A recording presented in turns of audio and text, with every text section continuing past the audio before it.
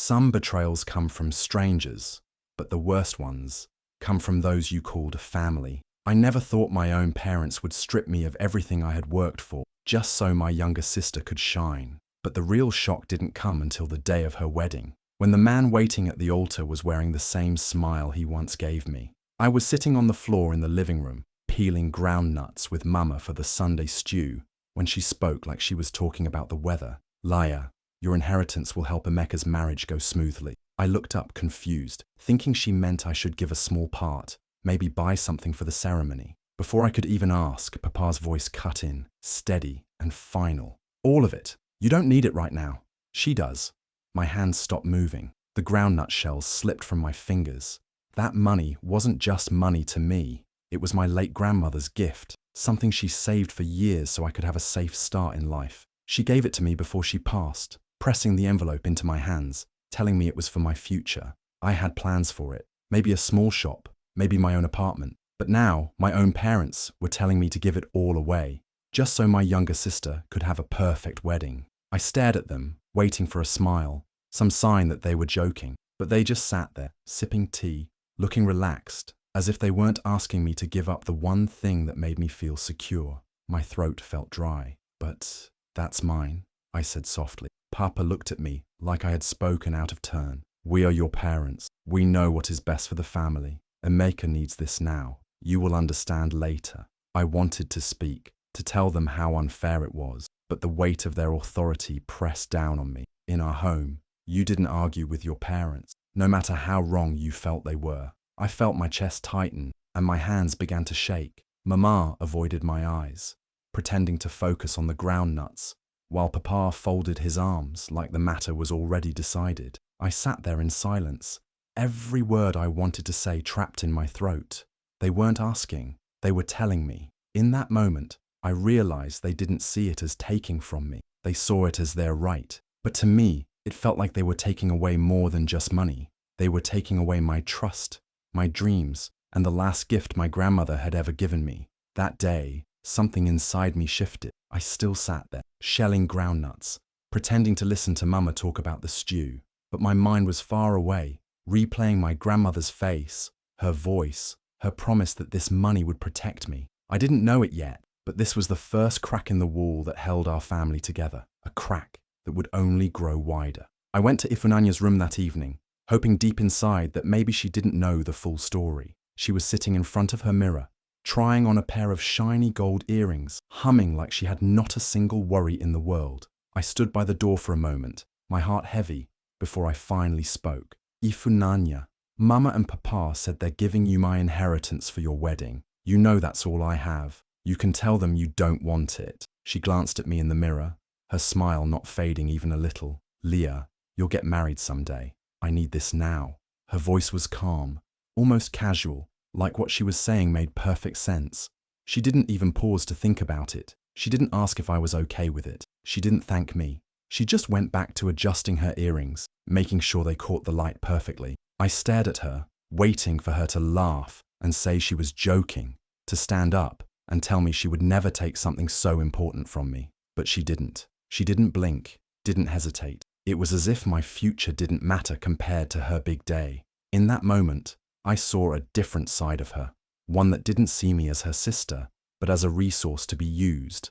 I remembered all the times I had helped her, lending her my clothes, covering for her when she missed chores, even giving her part of my pocket money when she wanted something Mama wouldn't buy. I thought we were close, but the way she looked at me now, it was like I owed her this, like it was natural for me to give up everything for her happiness. I wanted to tell her how much that money meant to me, how it was my late grandmother's last gift, how I had plans for my life too.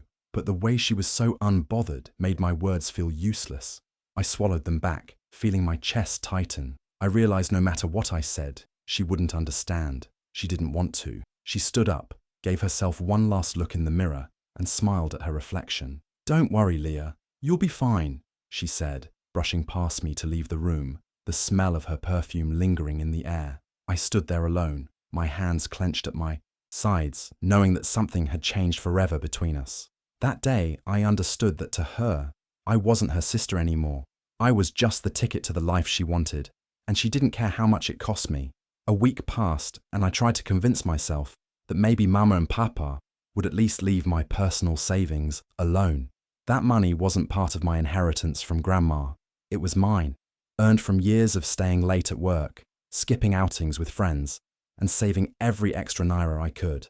One quiet evening, I sat on my bed, opened my phone, and logged into my bank account. The screen loaded, and my eyes froze. The balance showed zero, not less, not reduced, zero. Every single coin I had worked for was gone. My breath caught in my chest.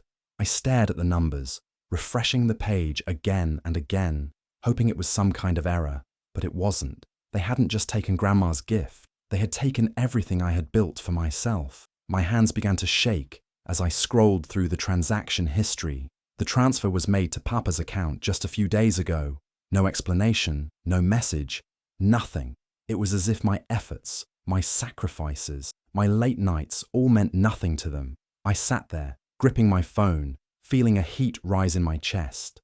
I wanted to storm into the living room, demand answers, shout, cry, anything to make them understand what they had done to me. But my voice stayed trapped in my throat. I thought of our culture, where speaking against parents was seen as disrespect, no matter how badly they hurt you. I remembered the way Papa's eyes had hardened when I even questioned them about my inheritance.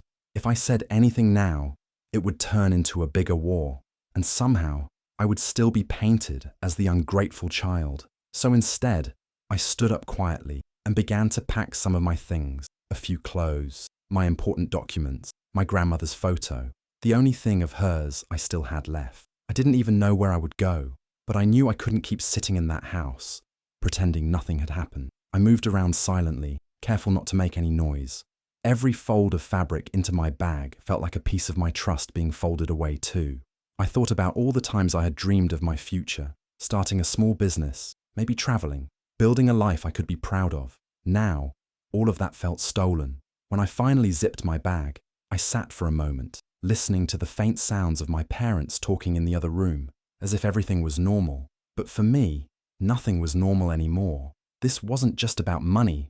This was about betrayal. Betrayal wrapped in the excuse of family duty and tradition. And deep inside, I knew this was the kind of wound that wouldn't heal easily, no matter how much time passed. Months passed, and I kept my distance from my family. I didn't call, I didn't visit, and they didn't reach out either. The silence between us was heavy, but it was better than hearing more excuses for what they had done. I focused on work, trying to rebuild my savings and my peace of mind, though the hurt still sat quietly in my chest. One afternoon, I came home to find a small golden envelope slipped under my door. It looked expensive, thick paper, shiny gold trim, my name written in elegant handwriting. I picked it up slowly, already guessing what it might be. I didn't even want to open it, but something made me tear the flap. Inside was a beautifully printed card. You are invited to the wedding of Ifunanya Okoro. I almost tossed it straight into the bin, but my eyes caught the name that followed, and Chike Ume. For a second, I thought I had read it wrong. I blinked and read it again. Cheek, my Cheek, the man I had been with for the last 2 years, the man who had talked about building a future with me, about introducing me to his parents, about saving for our life together. My hands tightened around the card as my mind tried to catch up with what I was seeing. Memories of us flooded in, late-night phone calls, walks in the park, the way he used to hold my hand and promise that I was his only one. All of it now felt like a cruel joke. He hadn't just left me. He was marrying my sister, and my family had kept it a secret. I sank into my chair, staring at the invitation, like it might change if I looked long enough. My heart pounded, not just from the betrayal, but from the realization that everyone, my parents, my sister, and Chika, had been moving toward this moment, while I was still picking up the pieces of my life. I wondered how long they had been together. Was it while he was still with me? Did Mama and Papa know when they took my inheritance to fund her wedding? Every thought made the sting sharper. I placed the invitation on the table and sat there in silence. Part of me wanted to burn it, to erase every trace of this insult, but another part of me wanted to keep it, a reminder of the truth, of who they really were. I had thought losing my inheritance was the worst pain they could cause me, but now I understood. Money could be replaced. Trust couldn't. And seeing Cheek's name beside hers, printed in gold like some grand celebration, felt like losing a piece of myself I would never get back. This wasn't just an invitation, it was a message. They had chosen each other, and I had been left outside the door. The day before the wedding, I told myself I wasn't going there to beg or to cause a scene. I just needed to see them with my own eyes before I decided what to do next. The rehearsal was at a big church hall, decorated with white flowers and golden ribbons. I walked in quietly, unnoticed at first, blending in with the small group of people arranging chairs and testing the microphone. Then I saw him. Cheeky was standing near the altar, laughing with one of the groomsmen, his hands in his pockets like he had not a care in the world. He looked almost exactly the same as when we were together, except now he wore a suit that wasn't for me. My heart thudded, but I kept walking until his eyes met mine. The change in his face was instant. The confident smile that always seemed so sure of itself faded, replaced by something tighter, guilt, maybe fear. He excused himself from the group and walked toward me slowly. "Leah," he said in a low voice, as if saying my name out loud might cause trouble. I didn't answer right away. I just looked at him, waiting for him to speak. He glanced around to make sure no one was close enough to hear before saying, "It's complicated, Leah." His tone was soft, almost pleading, but I heard nothing in it that sounded like regret. I nodded once, not because I agreed, but because I had already decided something important. I wouldn't give him my tears. Not here, not now. He didn't deserve to see me break. Over his shoulder, I saw Ifunanya in a white dress meant for the rehearsal, her hair styled, smiling for the camera as someone took pictures. She didn't even notice I was there, or maybe she didn't care. She looked like everything I'd been told I couldn't be, the center of attention, the one worth sacrificing for. I kept my voice steady as I said, "Don't worry, Chike, I won't ruin your rehearsal," and I meant it.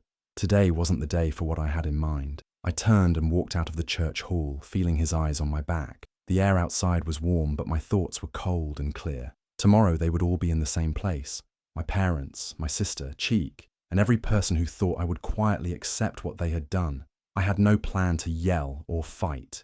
My gift to them would be simple but unforgettable. Something that would make sure they remembered me not as the girl they took from, but as the woman who refused to be broken. And as I walked away from that hall, I promised myself, tomorrow they would see exactly who they had underestimated. On the wedding day, I arrived early, taking a seat in the front row where no one could pretend they didn't see me. I didn't wear anything flashy, just a simple blue dress that flowed to my ankle. I wanted to stand out, not because of what I wore, but because of what I was about to do. The church was filled with the scent of fresh flowers, the soft hum of guests chatting, and the glint of gold decorations. Everyone was smiling, waiting for the bride to appear. Then the music started. All eyes turned toward the back as Ifunanya appeared in her white gown, her veil floating behind her. She was holding onto Cheeky's arm tightly, almost like he was a prize she had won. They both wore practiced smiles, the kind you put on for pictures. I watched every step they took, feeling my heartbeat steady itself instead of racing. As they walked closer, I could feel the tension in the air shift. My parents noticed me then. Mama's eyes darted toward Papa, and his face tightened, like he was already afraid of what I might do. But I stayed still until the exact moment they were just a few steps from the altar. That's when I stood up. The sound of my chair scraping against the floor made a few heads turn. Then, as I straightened my back, more people began to notice. The whispers started almost immediately, soft at first, then growing louder as guests tried to figure out why the bride's older sister was standing in the middle of the ceremony. Ifunanya slowed her walk, her smile faltering for the first time. Cheeky glanced at me, and his jaw tightened. My parents' eyes were wide now, a mix of shock and warning, but I didn't look away. I could feel every gaze in the room pulling toward me, waiting to see what I would do. I didn't rush. I wanted my voice to be calm, steady, unshaken. I took a small breath and said, "Before you take another step, there's something everyone here needs to hear." My words cut through the music, and the organ player's hands froze. The entire church seemed to still. No footsteps, no chatter, just silence. I reached into my bag, pulling out my phone. My fingers didn't tremble. This was the moment I had been holding on to for months. I looked directly at Cheek, then at my sister, before turning slightly so everyone could hear me clearly. The guests leaned forward. Ifunanya's grip on Chika's arm tightened. My parents' lips moved, but no sound came out. And then, I pressed play. The truth, the one they thought would never come out, was about to fill the room. I held my phone in my hand, the screen glowing against my palm. All eyes were on me now, but I didn't rush. I opened my voice notes, scrolled to the one I had saved for this exact moment, and pressed play. The sound of Chike's voice filled the church speakers, clear and familiar. "Leah, I love you. Marry me instead." His tone was soft, almost desperate, and there was no mistaking it. This was recent, not some old memory from the past. The reaction was instant. Gasps broke out across the rows of seats. A woman near the back covered her mouth with her hand. Ifunanya's grip on Chike's arm loosened until her hand slid away completely. She took a step back, staring at him like she was seeing him for the first time. My mother pressed a hand to her chest, her face pale, her lips parting but no words coming out. Papa's jaw tightened, his mouth forming a hard, straight line as his eyes darted between me and Chike. The silence between each gasp felt heavy, like the walls of the church were holding their breath. Chike's face went from confusion to panic. His skin seemed to drain of color, and for the first time since I had walked in, he looked unsure of himself. He opened his mouth as if to speak, but no sound came out. The weight of what everyone had just heard hung in the air, impossible to explain away. I didn't move. I didn't speak. I wanted the words to sink in, to reach every person in that room. I wanted them to understand that this wasn't just about a broken relationship. This was betrayal from both the man I loved and the sister I had grown up protecting. Ifunanya turned sharply to Chike, her voice shaking. "Is this true?" she asked, loud enough for everyone to hear. He looked at her, then at me, then back at her, his lips moving but only producing fragments. "It's not. I didn't mean—" The excuses died in his throat when he realized the room wasn't on his side anymore. Guests shifted in their seats, some whispering to each other, others staring openly at the three of us. My parents stayed frozen, as if moving would make the truth even more real. I finally lowered my phone, sliding it back into my bag. I had no need to say more. The voice note had done everything for me. Chike's plea for me to marry him had destroyed the perfect image they were trying to create. The altar they were walking toward wasn't built on love, it was built on lies. And now, everyone knew it. For a long second, after the voice note ended, no one moved. The music had stopped. The air felt heavy, and all you could hear were small murmurs rippling through the crowd. Then, without warning, Ifunanya's face twisted with anger.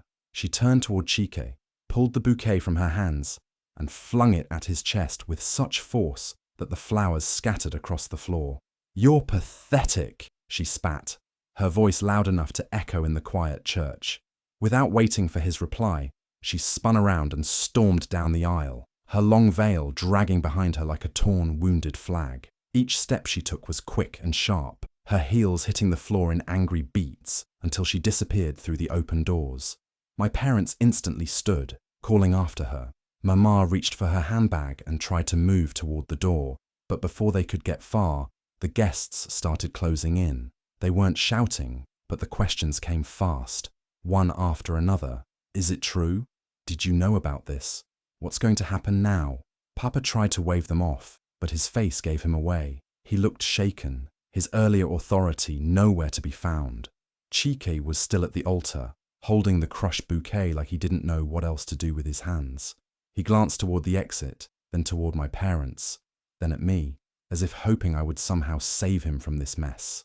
I didn't move. This was his truth, and he would stand in it alone. The guests shifted awkwardly, some whispering to their neighbors, others already heading toward the exit. There was no laughter now, no happy chatter about the bride's dress or the decorations. The beautiful stage they had set was useless. The vows wouldn't be spoken, the rings wouldn't be exchanged, and the dance floor would remain empty. I stayed where I was for a moment, watching the scene unfold. My sister was gone.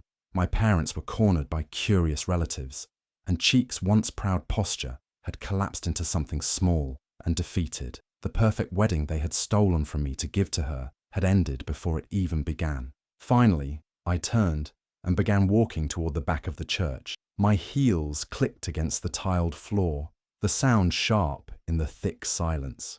Every step felt like I was leaving behind a part of my old life, the part where I allowed them to take from me without consequences. I didn't look back. The shame, the whispers, the unfinished ceremony, that was theirs to carry now. I walked out into the sunlight, the air warm against my face, and kept moving. The wedding was over, and so was the last piece of power they thought they had over me. 3 days passed after the wedding that never happened. I had stayed home, away from the noise, ignoring calls and messages from relatives who wanted detail. That afternoon there was a knock on my door.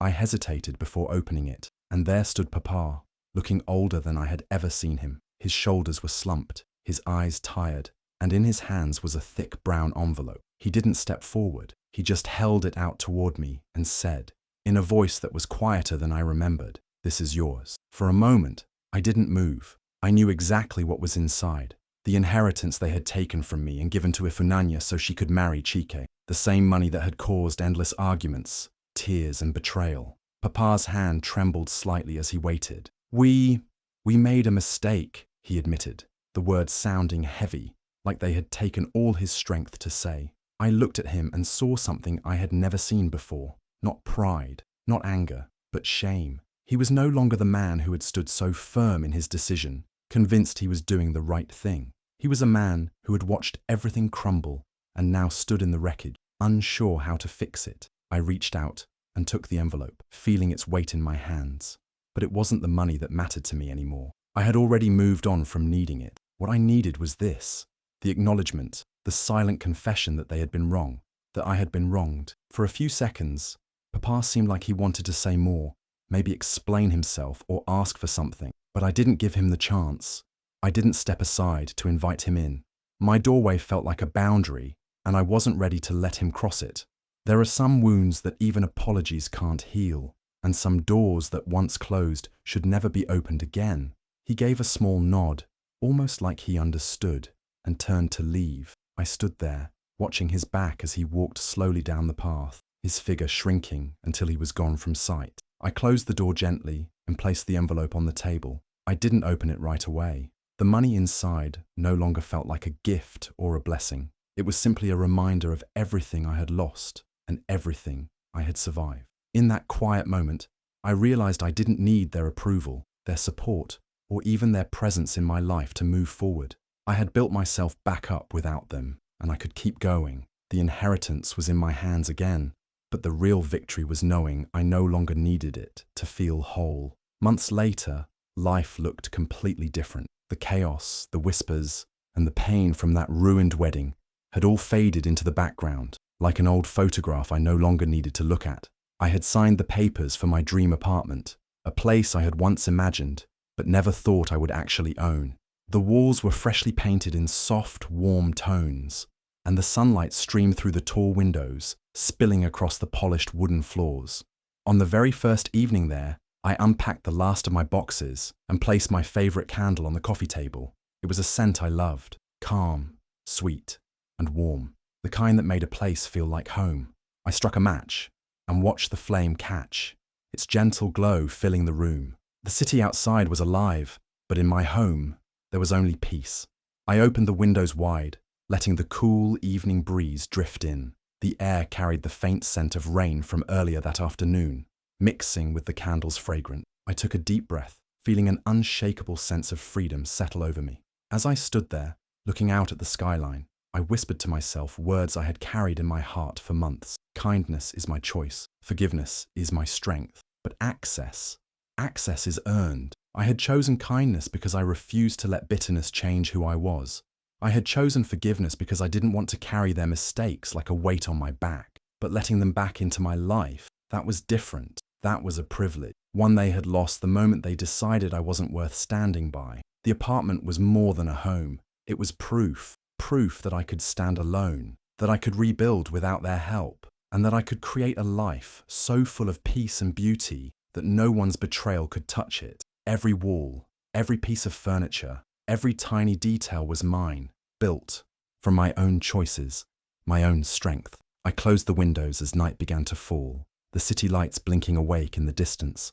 The candle flickered softly, casting warm light across the room. I wrapped myself in a blanket, settled into my favorite chair, and let the quiet surround me. For the first time in a long time, I felt untouchable, not because I had walls up, but because I had boundaries. They could think of me, talk about me, even regret what they had done, but they could never reach me again. That was my peace, and that they would never have again. If you've ever had to walk away from people you once loved just to protect your peace, share this story. Someone out there needs to be reminded that boundaries aren't cruelty, they're self-respect.